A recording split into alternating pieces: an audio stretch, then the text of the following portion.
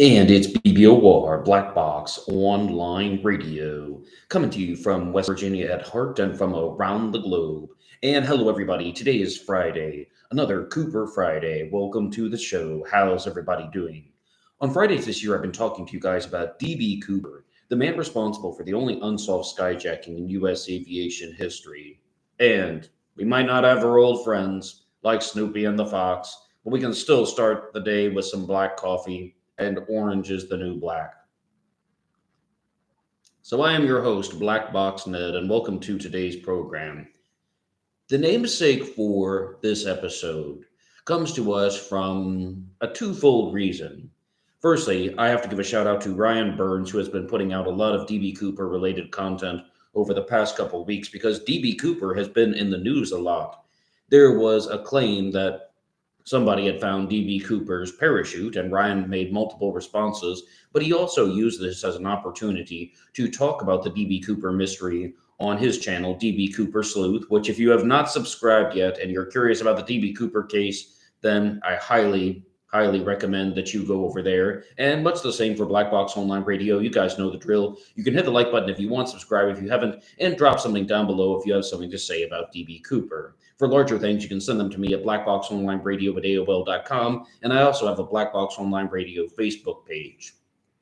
On November 24th of 1971, a man went to the Portland airport with the name Dan Cooper, which is what he wrote down, claiming to be that person. He boarded the plane with a briefcase, and he opened the briefcase and revealed what seems to have appeared to have been a bomb. And he hijacked the plane, although it was mostly unbeknownst to the passengers. The flight crew was completely aware of what was going on, but the passengers were mostly in the dark, so to speak. And I guess I said that word because Dark Side of the Moon is here. He says, "Hey, Ned, Merry Christmas and all the best for 2025. Dark Side of the Moon, you get some oranges, the new black coffee. Cheers." So DB Cooper demands $200,000 and four parachutes. They land in Seattle International Airport, Seattle Tacoma International Airport, SeaTac. And after successfully obtaining the money and the parachutes, he ordered the plane to fly to Mexico. But they were unable to fly to Mexico because a plane that size would have to stop and refuel. So they agreed to go to Reno, Nevada for a refueling point. And at some point over the Pacific Northwest, DB Cooper jumped out and parachuted into the night with the $200,000, never to be seen or heard from again, to everybody's satisfaction. Of course, as I said, DB Cooper's been in the news a lot recently because some people claim that this is not a mystery. Who was DB Cooper? They just think that DB Cooper was an individual named Richard Floyd McCoy. And this has been somewhat of an explosion in news coverage. And some of you might be wondering, well, has the case been solved? Was DB Cooper Richard Floyd McCoy? On Black Box Online Radio, I talk to you guys about a lot of different stories, but over the most recent year, I've concentrated on three of them: the Zodiac Killer, DB Cooper, and Jack the Ripper. And I will tell you that this is completely normal for there to be an explosion of news coverage surrounding a particular suspect, even if this suspect is someone that's already widely discussed or on the radar. And even for a channel like Black Box Online Radio, you guys can see this isn't the biggest channel on YouTube or even the biggest true crime channel, but I noticed that there was an influx of discussions about a particular suspect at some points in the DB Cooper world, in the Ripper world, in the Zodiac world. So sometimes this just happens that someone becomes very popular for a topic of discussion. Scott Bobbitt is here. Cheers to you, Scott. And yes, Merry Christmas going around as much as Darkside said. The reason why I wanted to do this episode, as I said, was twofold. The first was that, Ryan was discussing some questions on the DB Cooper Sleuth channel. The second was that other people have just been asking these types of questions in some of the DB Cooper Facebook groups. And I wanted to use this episode as an opportunity not to so much focus on Richard Floyd McCoy. We've talked about McCoy so much, and I hope that I'm not, breaking any trust or anything, but Darren Schaefer, the host of the Cooper Vortex, told me this off the air when we were doing one of our episodes. And he just said, I'm tired of talking about McCoy. I've mentioned him on a lot of Cooper Fridays. Casbah is here, says happy holidays. Happy holidays to you too, Casbah. Cheers. But as far as the episode, what would DB Cooper do? Everybody who's in the chat right now, and if you're listening to this in a future episode or at a future date, please put your responses in the comments section down below. What would you do if you were in DB Cooper's position? What would the average person do? What would the above average person do? What would the below average person do? But what do you think? What makes sense to you about the actions and choices of DB Cooper?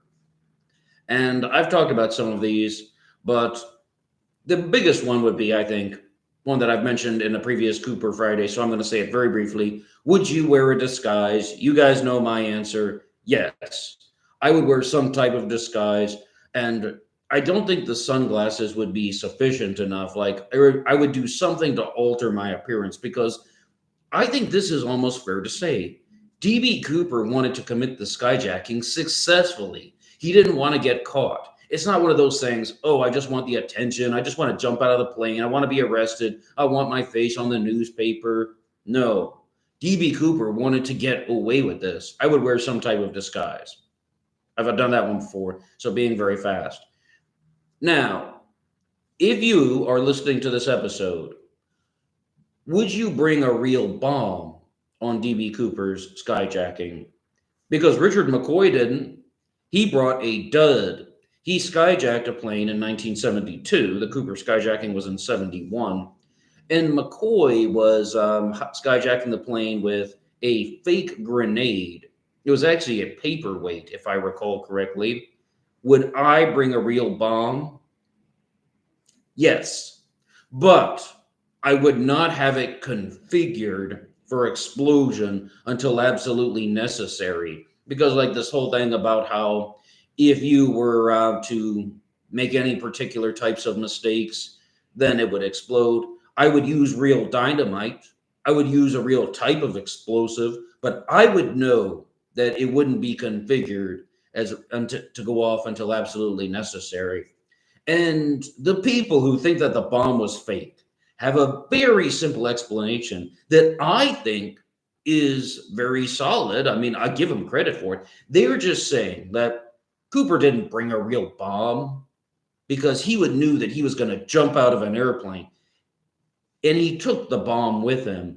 There's no way to know what was going to happen when you're twisting and tumbling in the air or just when you're free falling. There's no way to know that something could not have affected the briefcase bomb to make it explode. McCoy jumped with a dud, and we have Scott is saying no need for a real bomb. Cogitating Jen says not necessary for it to be real. Now that is also true, and I have said that so much in the past that there's absolutely no reason to have a real bomb. Cooper would have been able to obtain everything with a dud for the following reasons. They have rules, they have protocols, they have procedures that they would have to follow, even with a fake bomb. This is also something that really, really surprised me because, much like a lot of these other true crime cases, they're connected to different stories. But just with the world of DB Cooper, you just get this enormous window into aviation and all things aviation. And I mean, it's like what Pat Bolin said on the interview that I did with her. Prior to the DB Cooper mystery, she never read about parachutes, but now she reads about them and she can talk about them like any expert on parachutes. But the issue with the bomb is that there was an epidemic of skyjackings, and this is something also that was not widely discussed in any of the superficial DB Cooper coverage. For example, I first learned about DB Cooper because of a bunch of YouTube channels that were doing casual episodes. And DB Cooper parachuted into the night, never to be seen or heard from again. There were channels that would do like top 5 unsolved mysteries, and they would talk about DB Cooper. Not once had I ever heard of any of these other skyjackers like Martin McNally or Paul Sini or even Richard Floyd McCoy until I started looking into the D.B. Cooper case. So there was an epidemic of skyjackings that was going on in the 1960s and 70s. The only difference is that D.B. Cooper got away. Cooper would have known that there was a hole in the aviation security system. That's how and why these skyjackings took place. And that's why people like Dr. David G. Hubbard were trying to document all of the skyjackings so that they would have something to say. And we have Cogitating Jen says, Merry Christmas. Merry Christmas to you too. It's December now. If you're listening to this in a future episode, there's actually a massive snowstorm going on right outside my window. So if you ever see me looking up there, it's just I'm distracted by snowflakes. Scott says, Cooper was a con man and knew he could convince the crew. That's what a con man does. 42 Lehman says, Merry Christmas, Happy Holidays.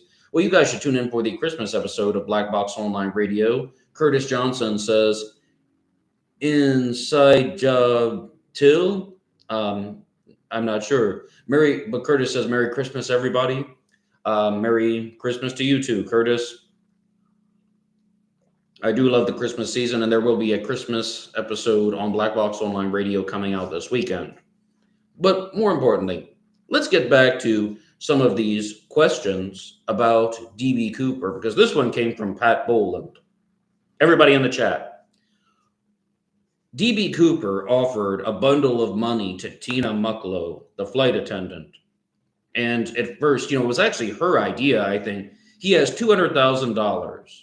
And he seems like he was just very, very almost euphoric about the money. I would be. Large amounts of cash, sure, right? But then Tina says, can I have some of the money? And Cooper offers her some of the money. And she says, no, I can't accept gratuities. And what would you have done? If you were in Tina Mucklow's position, would you have accepted the money? And I wanted to try and compose the exact thing that I was thinking. But you guys in the chat, write your response. Would you have accepted the gratuity from D.B. Cooper? Now, I think that the best way to put it is, no, I would not have accepted the money from Cooper. But I wouldn't have had a problem taking the money from this criminal. And let's say hypothetically, if it were $5,800, but no, I wouldn't, because I would know that it's going to cause problems later on, that it's going to make trouble for me later on. It's consequences. You see, I think that it comes down to the concept of, well, let's say if Cooper did offer me $5,800 on the plane or something like that, maybe it was just $200. Well, he's a criminal, right? Why would I just let him keep the money and use it for his own criminal agenda? If we can do these imaginary hypotheticals, if I knew 100% that no one would ever find out that I had the money and I could spend it for my own choices, most likely I would keep the money, because again, why would you let him have the money and use it for his own criminal misdeeds? However, we don't live in that imaginary world. Yes, you would probably get caught or something like that.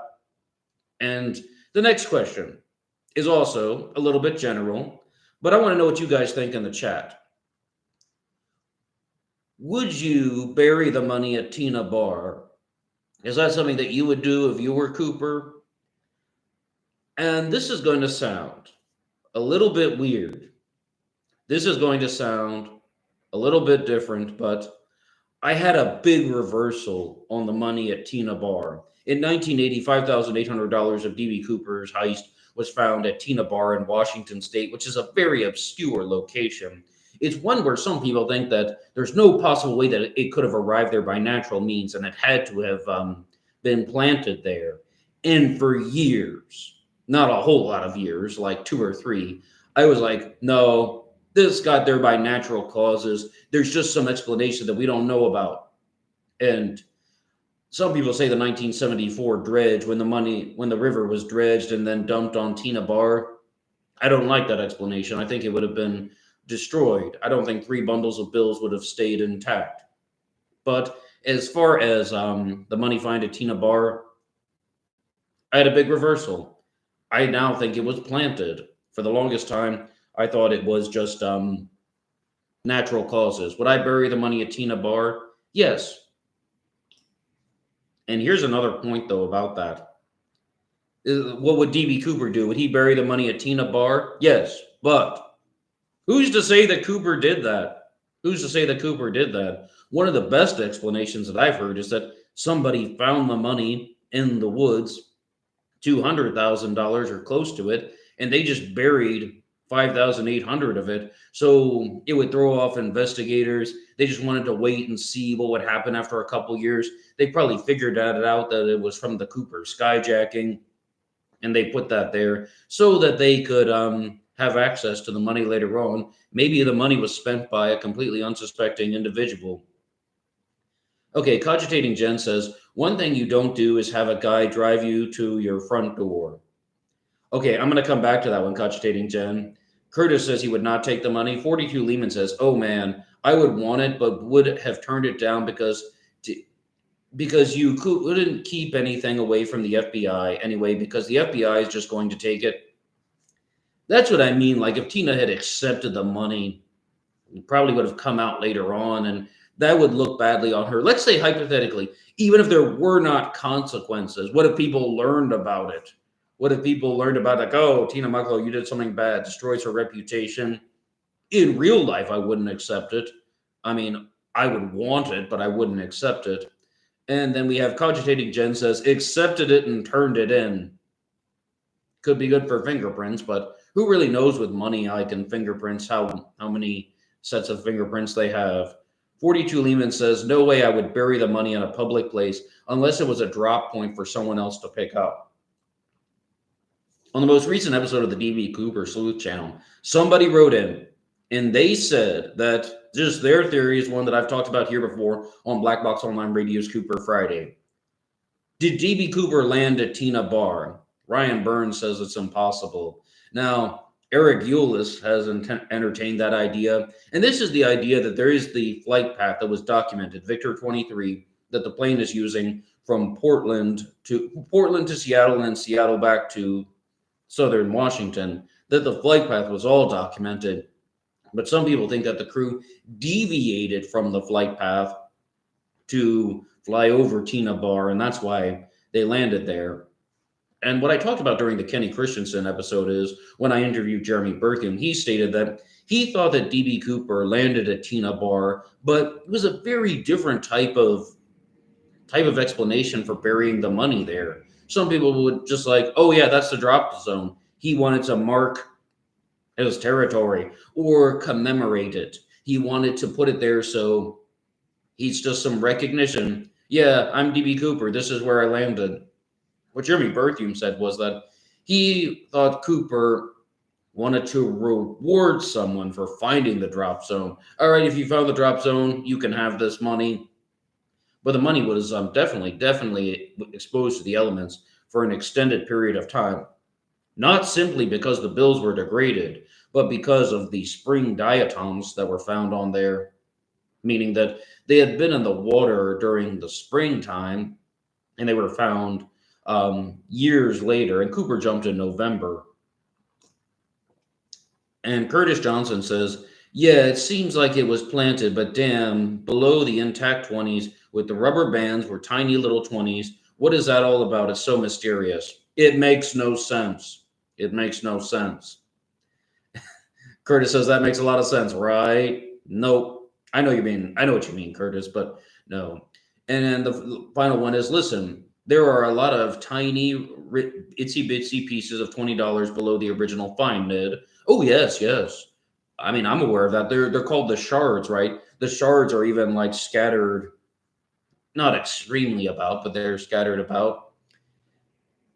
And Jen or Jerome, what do you guys think? Okay, yeah, sure. You guys are talking in the chat. Go for it. But here's another question that I've only talked about very briefly on Black Box Online Radio. And for Cooper Friday, I want to know what you would do. How would D.B. Cooper get to the Portland airport? He's wearing his suit and tie. He's got his briefcase bomb. He's got his mystery bag, which we don't know what it contains. He's wearing an overcoat, which might have some types of goodies in the pocket. And what would Cooper do? How would he get to the airport? How would you get to the airport if you were planning a skyjacking?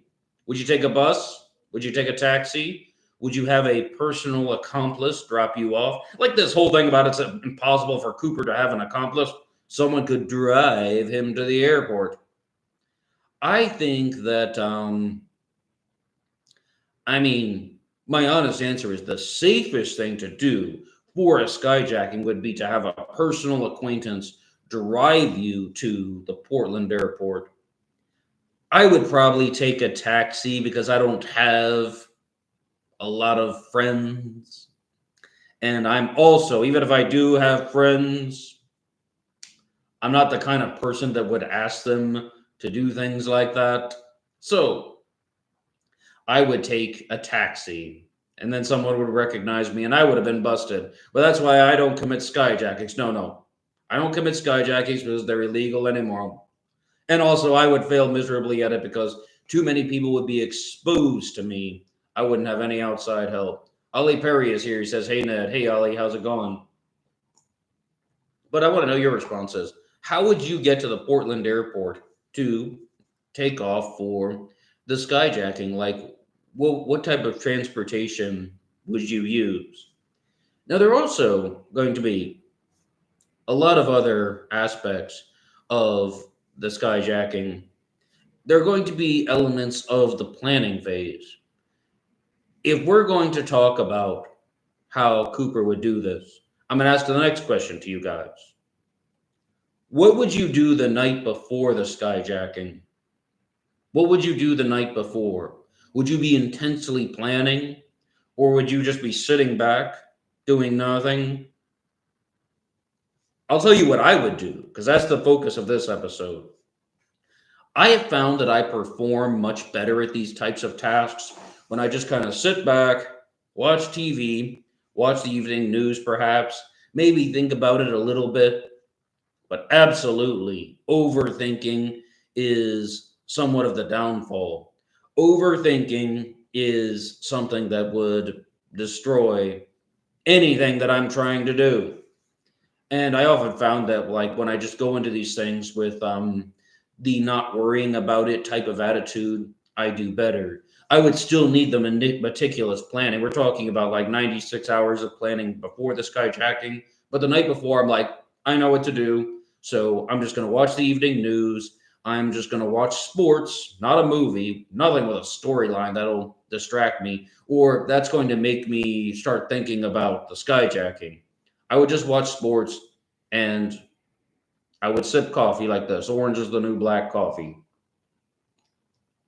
Cogitating Jen says, I would not be able to sleep, but I bet he did. Cooper didn't seem like he was bothered by much, I'll give you that. But Jen also says that she would take a bus to the airport. Now let's look at one thing here. I don't have any evidence of this, but Cooper could have changed his appearance for a public bus if he's the type of person to use disguises.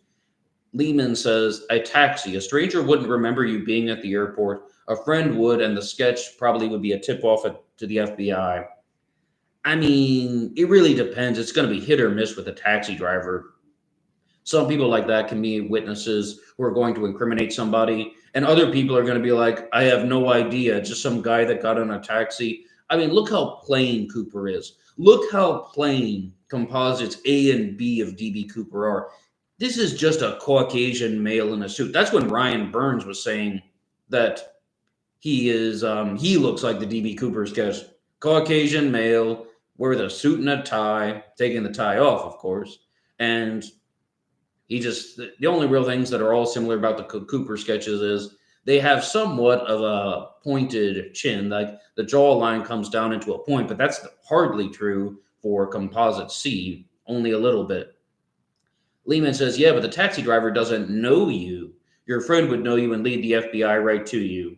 Well, ultimately, Lehman, that's what the downfall of Richard Floyd McCoy was, is that too many people were involved. When I said the friend taking you to the airport, I meant an active participant in the skyjacking, an accomplice. And you can think about Kenny Christensen and Bernie Geisman and how there's this theory out there that those two people orchestrated the DB Cooper skyjacking because one of them is the skyjacker and the other is the accomplice. Ollie Perry says, I would say he wouldn't have his car hanging around an empty airport. Absolutely not. Well, that would be the giveaway, right? Drive yourself into Portland Airport, park in park space 315, and then Dan Cooper's car or something like that. I know he would give his real name there because then he can just. Well, then what's it doing there? That would just be the biggest giveaway ever. No, I don't think he drove himself.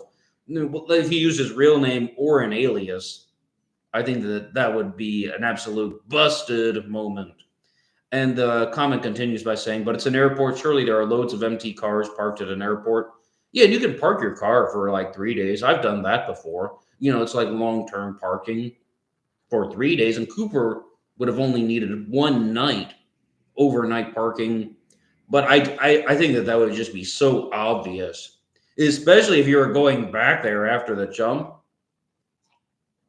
because Cooper could alter his appearance. He wasn't a plastic surgeon, though, not to those levels. Absolutely not. But I did just mention Ryan Burns and some comments that he had made on the most recent DB Cooper episode on DB Cooper Sleuth. So let's look at how some of these things take shape. Because Ryan Burns is a practicing defense attorney from Mississippi. And I'm going to get to the question in a very long and twisted roundabout way. So, firstly, he stated that as a practicing defense attorney, one thing that gets people convicted so much is they hold on to the evidence. Say, for example, somebody like the Zodiac Killer. I'm not convinced that he did. Maybe a few things, but destroying some stuff, perhaps, would be the Zodiac Killer's pattern. I think the Zodiac Killer did that. The evidence for that is he did firearms at every crime scene when he clearly didn't have to. But as far as what we can just say about general defense attorneys and their clients, I also brought up the program Scott Reich's Crime Talk in many episodes of Black Box Online Radio this year. It's December now, and close followers of Black Box Online Radio know that I used to talk about Crime Talk a lot.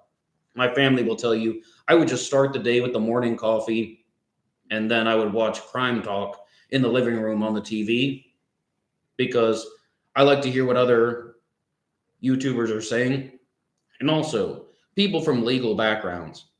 And what Scott Reich said is how defendants get convicted are their own words.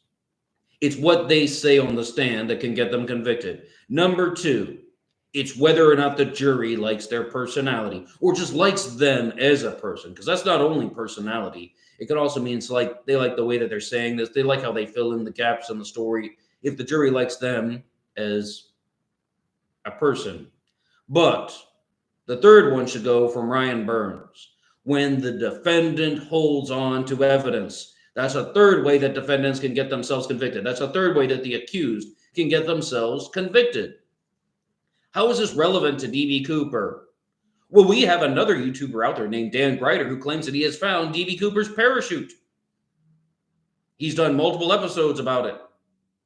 So the challenge question for you guys is, everybody in the chat, what would you do with the parachute? What would DB Cooper do with the parachute? If you were Cooper, would you hold on to the parachute? My honest answer is no. Now, is it because of any of the things that Ryan Burns said that the defendant gets convicted because he or she held on to the evidence? 50% yes, 50% no. I wouldn't keep the parachute. It's bulky. It's a giveaway. It's too obvious.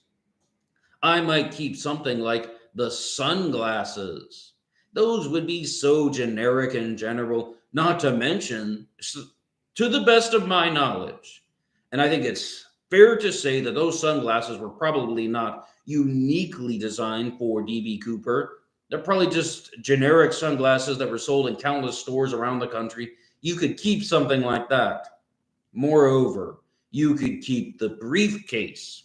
Those are the things that I would keep, because you can always pass the briefcase off as just something else.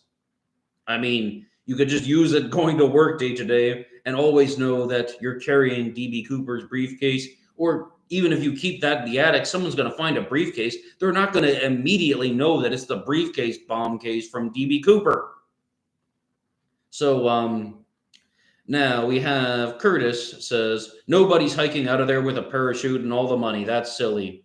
I don't think so. A lot of people think that that DB Cooper buried the parachute, and a whole scenario is laid out in the book Into the Blast by Skip Porteous and Robert Blevins about how they thought that DB Cooper had a shovel in his mystery bag, and that he dug a hole and he buried the parachute and the dud bomb, or he definitely buried the parachute, but then he took the pack that he was wearing and put the money into the pack, and I forget what they said he did with the dud bomb, but they think that the bomb was a dud. And Curtis Johansson says that, did they find part of the briefcase bomb, Ned? I don't think so. I don't think they have found anything from the briefcase bomb. Now, possibly they have found a placard from the 727 plane that DB Cooper jumped out of. And of course, they found the money. I don't think they found anything from the briefcase bomb. And Ollie Perry says, flaps down on the plane. He knows whichever direction they are going, they go to get to Reno, that within 45 minutes he would know where he was. He knew the Portland area well. I bet on that. I think so.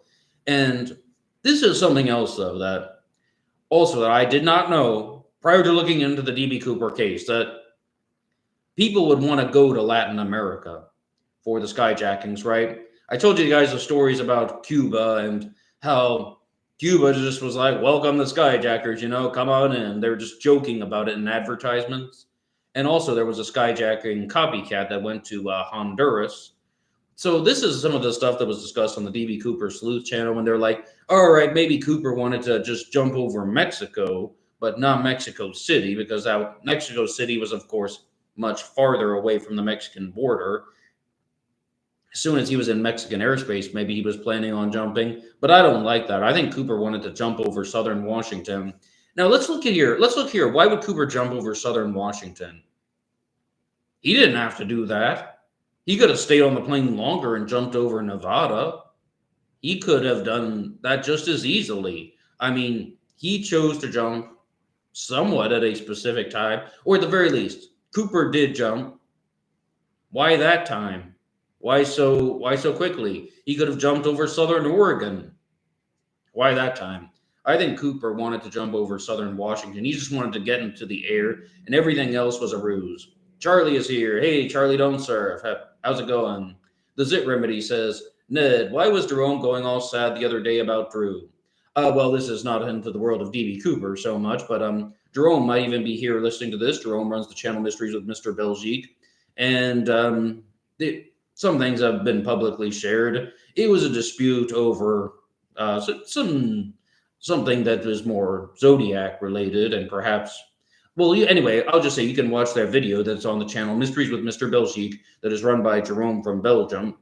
And that is mostly a personal issue that is between Jerome Elo, who runs that channel and hosts the Zodiac Killer panel discussion show. Drew Beeson is, of course, the author of Sighting In on the Zodiac Killer and the book Paratrooper of Fortune, which is in the DB Cooper world. And Rob Beansman says, hey, Ned, if you're still in Boston, I'd love to grab a bite and buy you a coffee or pastries. And I go in and out of Boston all the time. Let's talk soon, Mr. Beansman. And then we have the Zit Remedy says, yes. Okay, 42 Lehman says, exactly. He chose to jump quickly, probably because he knew the area. Thank you. Thank you, 42 Lehman. Cooper chose to jump quickly because he probably knew the area. All right, Curtis, you're asking the question. What about a Native American who knew the territory and got away on a motorcycle? Now, Curtis, is that your own original theory? How did you come up with that? A Native American who knew the area and got away on a motorcycle? Where'd you get that? I just want to know. Was he a member of the Yakama Nation? Or did he go through the Warm Springs Indian Reservation heading towards Salem. Okay, so as far as some other questions about DB Cooper, I mean, I'm just a little bit overwhelmed with the amount of skyjackings that took place between these periods. And one question would be that I'll throw to you guys is, would you study the previous skyjackings and try to learn from them? Or would you just be like, oh, this is a way you can get money and completely create your own? Would you use the failed skyjackings as copycats or the veiled skyjackings as blueprints and copycat them? Or would you do it all on your own? That's almost like saying, you know what a bank robbery is, right? Would you study famous bank robbers or would you just rob a bank in your own way? Now, we all think about it. We all think about how to rob a bank. You know, like my honest answer was my bank back in West Virginia that I grew up with had this forest that was behind it. And it's a West Virginia style forest that you can't walk through because of thicket and brush and things with thorns on it. And I was just like, I was going to rob that bank. No, not really. I was like 9 years old or something, maybe like 15. You get the idea. And I was like, I'm going to rob that bank, but I was going to do it like being one of those guys that's going to change his race. And I found out people do this a lot. Like I'm talking about wearing unconvincing, full on cake makeup to be a different race or ethnicity. You, give me all your money. I'm trying to get to Mexico. My car's stolen. And maybe New Orleans instead. Do some type of ruse and then disappear into that thicket slash forest that was behind my West Virginia bank. But that's not a blueprint that I got from someone. I had never heard of these race changing cake makeup copycats or anything. I had never heard of a bank robber doing that until years later. And I was like, huh, that was my idea when I was a kid. So, if you were Cooper, what would DB Cooper do? Do you think that DB Cooper would have studied these other skyjackers? Or would he have mostly just created this stuff in his own mind?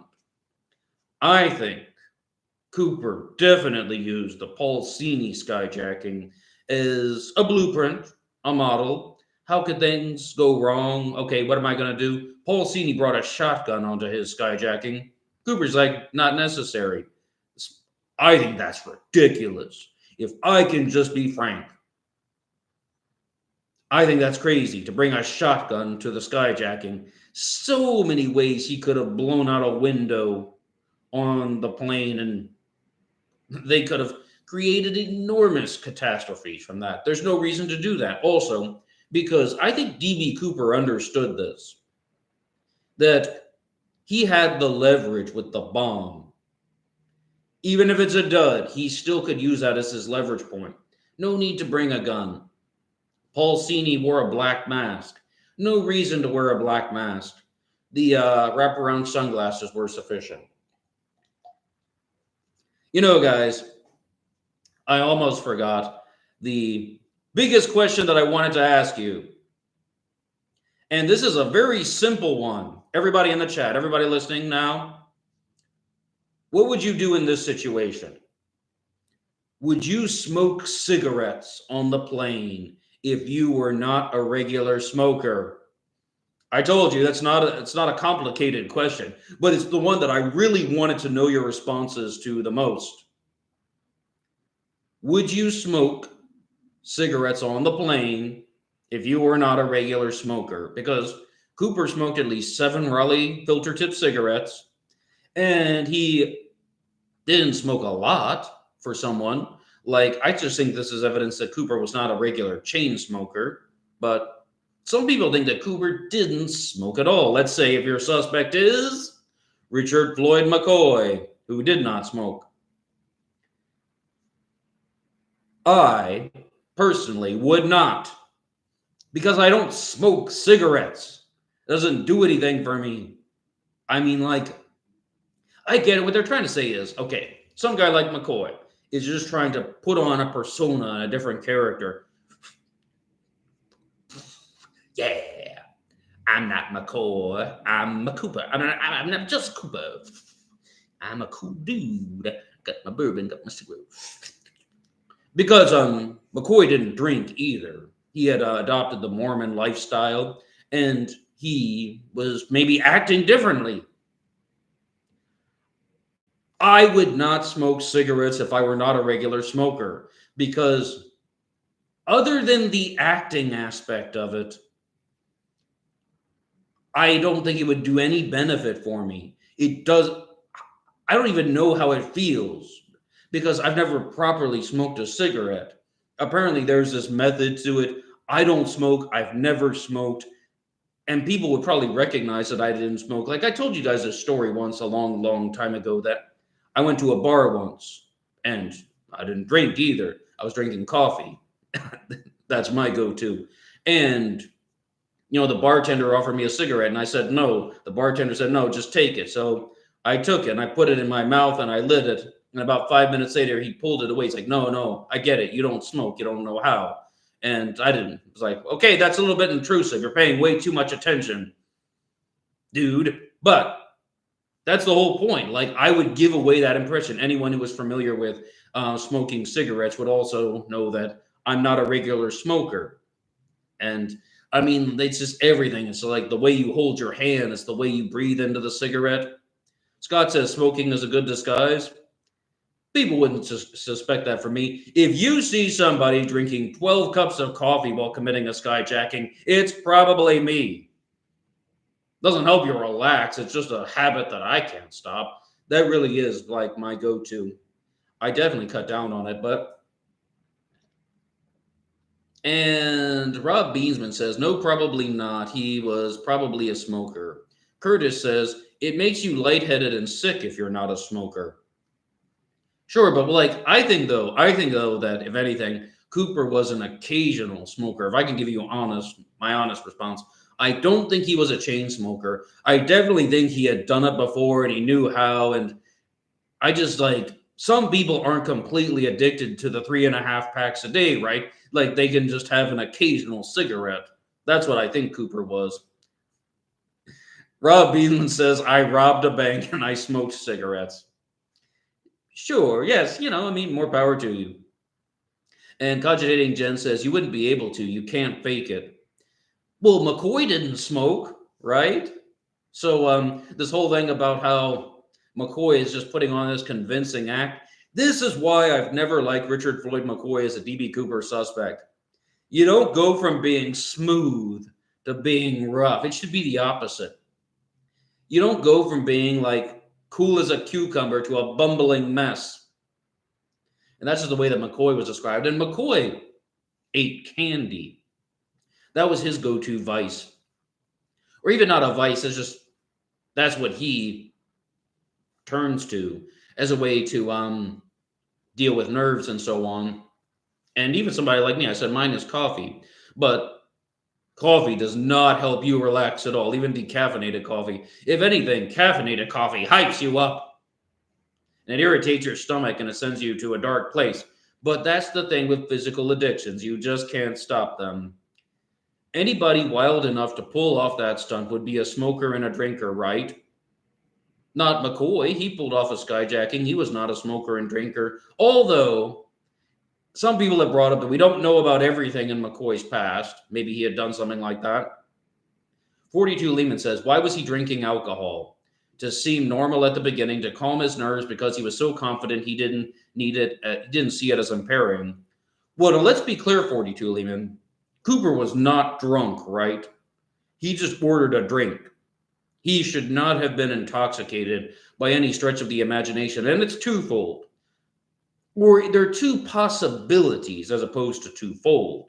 One would be that Cooper wanted to just look like a cool dude. This is the James Bond complex angle. And of course, James Bond drinks martinis shaken, not stirred, but Cooper's just trying to act like he is some type of cool, calm, and collected businessman, or some type of international spy, or just somebody who's in control of things. and it added to the image that he was trying to portray. But with something like the nerves, maybe the first one was done to take the edge off. Some people who are drinkers say stuff like that. And Christopher Valdez says, what kind of alcohol was he drinking on the plane? Bourbon. He drank bourbon and 7 Up, which is frequently referred to as bourbon and soda.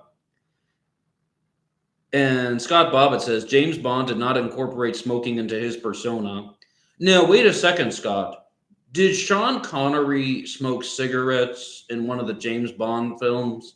And Bond, James Bond. Did Sean Connery do that? I know in the I haven't seen all of the Daniel Craig James Bond movies, but I think in the ones I've seen, I don't recall him smoking or anything like that. But I mean, no, I would not smoke cigarettes if I were not a regular smoker. Yes, I would bring a real bomb. No, I would not keep the parachute. I would keep something else. I shouldn't, though. I shouldn't. This is where you have to differentiate between what you would do and what the criminals would do. Because somebody brought this up to my attention. What do you think about this concept of you have to put your mind into the mind of the criminal? No. Because you might not be thinking like a criminal. They might be a psychopath and you're not. And I think that somebody like D.B. Cooper would definitely be higher in terms of criminal tendencies than me. Some criminals just have the awareness. Nope, got to destroy all the evidence. I don't want to be caught with anything.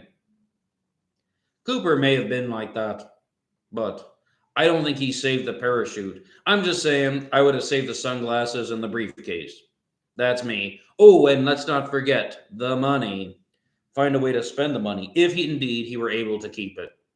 And just the final question that I have that was discussed on the DB Cooper Sleuth channel was that somebody was asking about why there was this influx of viewers that was going into Dan Greider's YouTube channel, Probable Cause.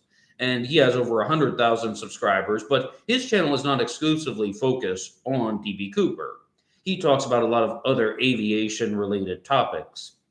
And I've only seen his Cooper videos. I haven't watched those, but, he covers many different areas of the YouTube world. And to his credit, he has become very successful on YouTube. He is dealing with his own types of financial troubles. But it's just something that somebody asked Ryan Burns about how and why there aren't more DB Cooper YouTube channels and YouTube segments out there. And Ryan even gave me a shout out. Black Box Online Radio's Cooper Friday is one that comes at this in an unbiased way because, all right, sure. I don't have a suspect for the Zodiac Killer. I don't have a suspect for DB Cooper. And some people don't like that. They're like, you just need to go gung-ho for any suspect out there, even if you don't have one. But I don't know, and I'm not convinced. And as of now, with these unsolved mysteries, I'm just evaluating the findings. And I think a lot of you are in the comment section in the chat as well. There can be suspects that you're curious about. There can be suspects that you think strongly of. Like, let's say Ted B. Braden, for example. I think he's a strong DB Cooper suspect. And if we're going to talk about individual suspects, one that I think is like a dark horse that would not surprise me too much is Wolfgang Gossett. Doesn't mean that either of those men were DB Cooper. Joe Lakich as well, I think, would also be a dark horse. Doesn't mean he was DB Cooper. I just think that there's some reasons to suspect him. But here's another point about people who just don't go gung-ho for the suspects. Some people are like, well, you don't want the mystery solved then, huh? And I'm like, it's not up to me. I don't get to decide if the DB Cooper case is solved. Do you think Black Box Online Radio has its own phone line to the FBI or something that I can just call in and be like, no, don't go public with that? Absolutely not.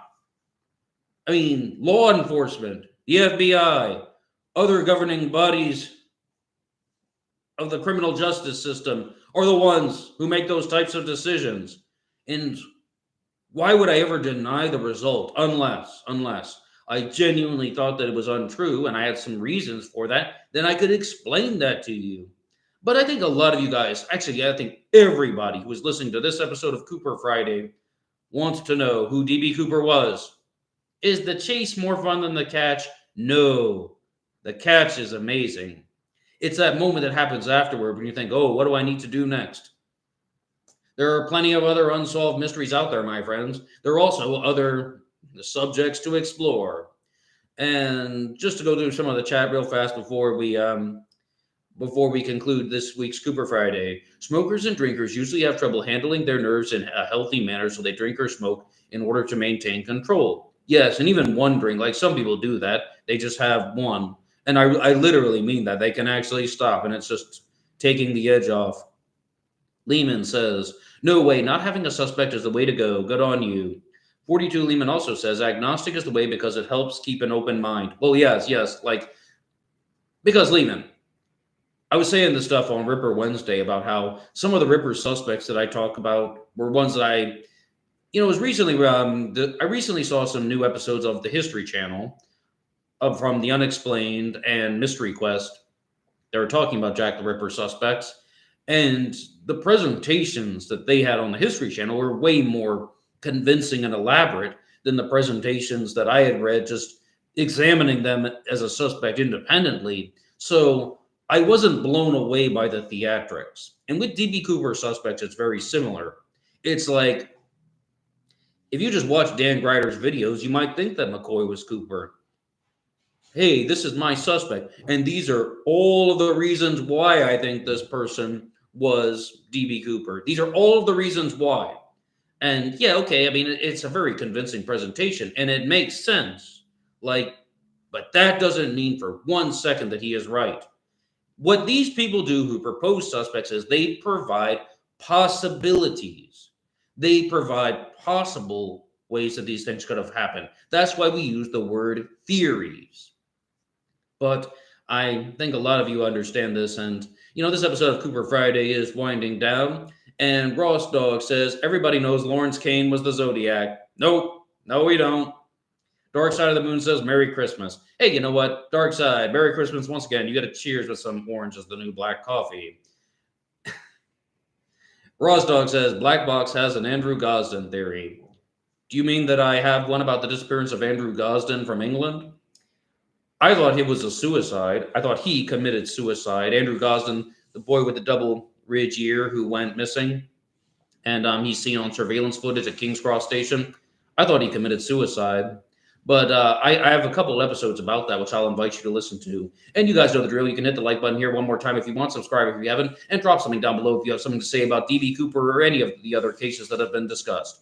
I am your host, Blackbox Ned, and I will see you this weekend for the Christmas special.